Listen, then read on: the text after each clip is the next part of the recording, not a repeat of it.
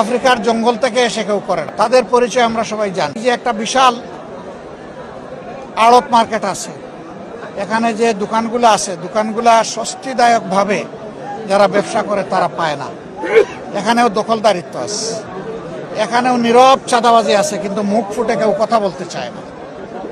সবার মুখ চেপে রাখা হয়েছে। কারা করে এই চাঁদাবাজি?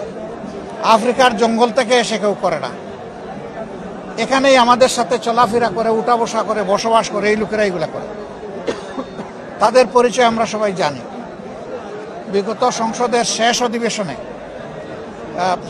বিগত অধিবেশনের শেষ দিবসে আপনারা শুনেছেন, আমি পরিষ্কার বলেছি যে সংসদের 300 জন সদস্য যদি সিদ্ধান্ত নেয় যে বাংলাদেশে চাঁদাবাজি হবে না, তাহলে কেউ করার সাহস পাবে না।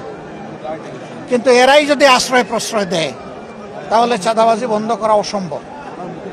আমরা চাই